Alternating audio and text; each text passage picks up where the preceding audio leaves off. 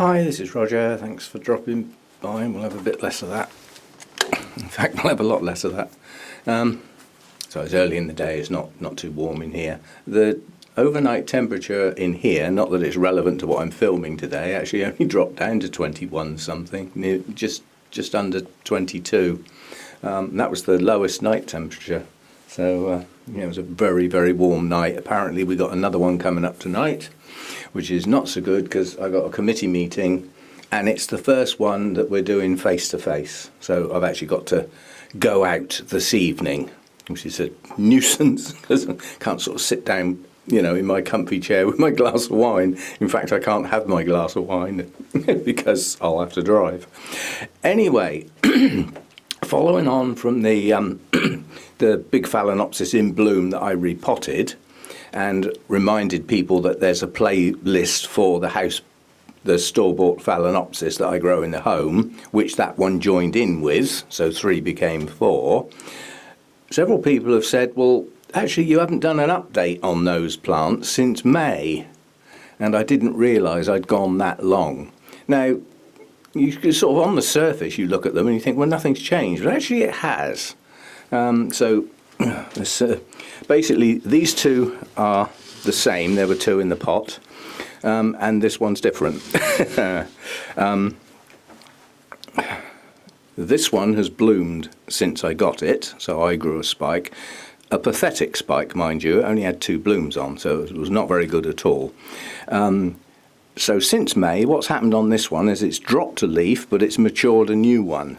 And this new one is larger than anything on the plant, and by a fair bit. Yeah? So a good, strong new leaf. As far as roots are concerned, excuse me, when we last looked at this, we did have some new roots starting. Well, those have pushed on down into the pot nicely. Others round this side have also pushed down in the pot. This now has quite a healthy root system that is in active growth. There are active root tips in many places in that pot, including some coming out the bottom of the air cone. So that one's doing okay. It's down to 4 leaves. So I think it had 4 last time and a new one. One's dropped off and the new one's matured. So it's still only got 4 leaves. That's still enough for it to bloom. But if it's going to bloom in a natural cycle, which a lot of Phalaenopsis do once they settle into your environment, it's not going to produce a spike until probably after Christmas. It's a sort of late winter into spring and on in towards summer bloomer, that one. So it's doing okay, I'm pleased with the progress on that.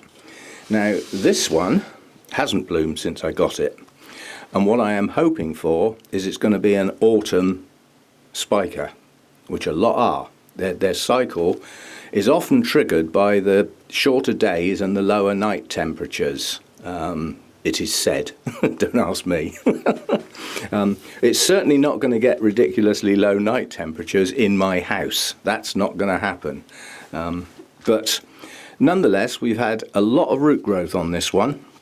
The one that we proposed was going to be aerial that actually had a leaf under it last time we looked at it, and the other roots have progressed nicely and are still doing so.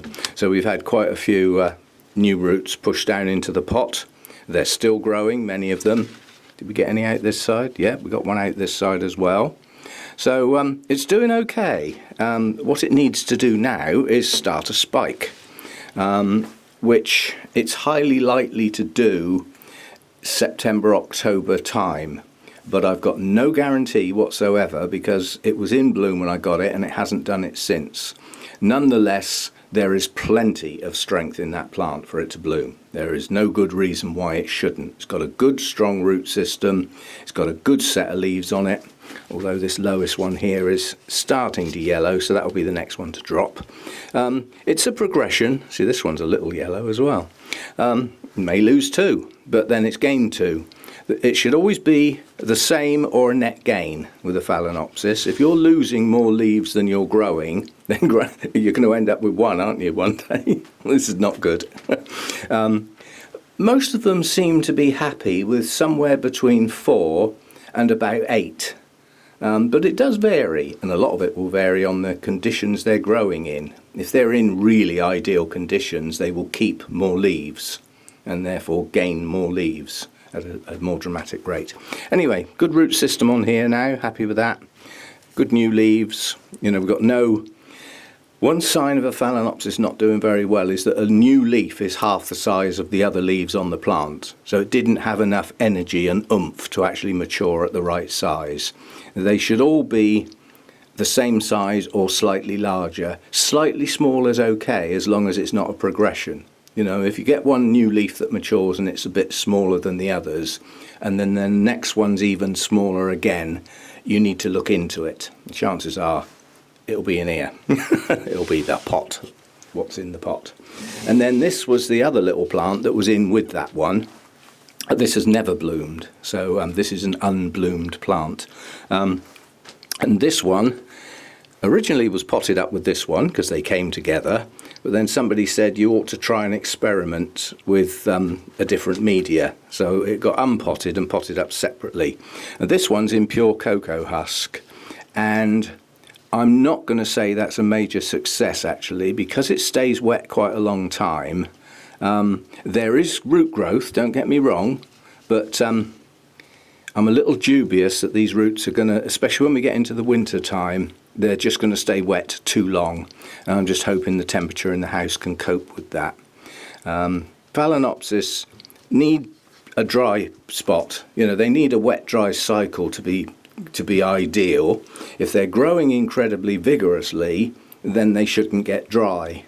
But if they're ticking over nicely, everything's going okay, it doesn't hurt them to go dry for a day or two. It seems to set the roots harder, a dry spell included in their watering cycle. They seem to get firmer and not any form of sogginess. Anyway, this has grown some new roots. It still is growing some new roots, and it's done some new leaves, and it's doing another one now. That is large enough to bloom and strong enough to bloom.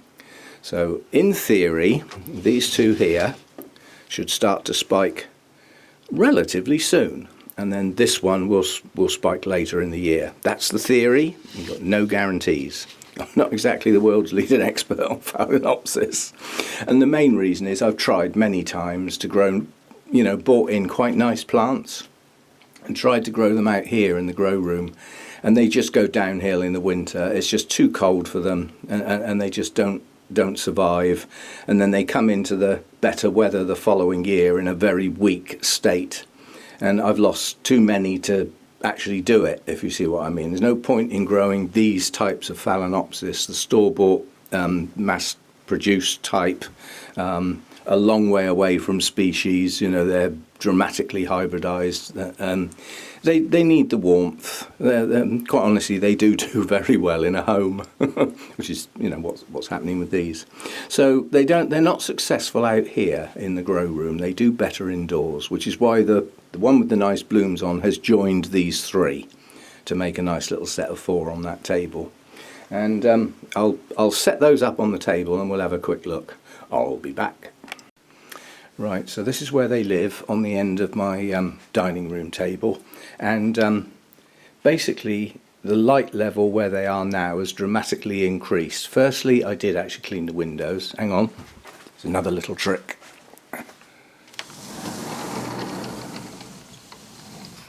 Now the light level's even greater because it hasn't got 2 sets of double glazing to get through. It's all if you look at that window there, that looks like a slug trail. Charming. It could be a little snail or something in there. It's still possible. But there's a slight mist on this glass at the moment. That's the humidity. They are grubby, they're not filthy anymore. But this pane here does actually get splattered a bit because I often go around with the sprayer and do the Vanda roots, so it gets splattered a bit. But this is where they live. There's a lot more light in this corner now since that giant fern got thrown out. I just got fed up with it taking up so much space and blocking the light. So without that fern, these can now go right up against the glass. So they get as much light as they possibly can. As far as heat's concerned, That's where I keep my water. There is a radiator there, and that's why I keep my water there in the winter. That keeps it warm. I actually lean the containers in the winter against that radiator. It actually warms the water, so that I'm starting off with tepid water rather than freezing cold. So they've got heat up this end of the room. That's fine. They don't need a fan. Phalaenopsis don't need high airflow. It's not that type of orchid. The humidity, according to this, is 72, which won't be far off. It's probably a little less than that. It's higher at the moment because that door's been open for, what is it now? 9:45. There's a clock there. There's me straining my neck to look at the mantelpiece clock, and there's one under my nose. So about 10 to 10 in the morning, cowboy time, 10 to 10. Sorry about that. And the door's been open since about 7:30 to get the humidity out of the grow room, because when I get up in the morning with the door shut, it's at 95%. So that's where they live. That's good humidity for a Phalaenopsis. It doesn't need to be that high, but while it is, it's fine. Now, by the end of the day, that will have dropped down, probably 55, maybe 60. And again, for Phalaenopsis, that's not too low. They're okay with that, yeah? Providing they are kept hydrated. Yeah, if they start to dehydrate because you've left them dry too long, or your temperature is incredibly high with dry air, then they will start to deteriorate. Yeah, and the higher humidity would be a benefit for them. So anyway, that's where they live. That's an update on the indoor Phalaenopsis, and they do okay here. They seem to be doing pretty good, but as far as these three up the back are concerned, we do need them to spike. In this growing cycle, they've put on new leaves, they've put on good roots, all three of them. We now need spikes. So come on then, get your act together, you three. I'll see you next time. Thanks for dropping by. The playlist and the previous update, May's update, will come up now on the end of this video. So you can go and have a look at the previous update if you choose to. And if you fancy having a look at some of the other videos in this playlist, then the playlist is there as well. Right, see you next time. Thanks for dropping by.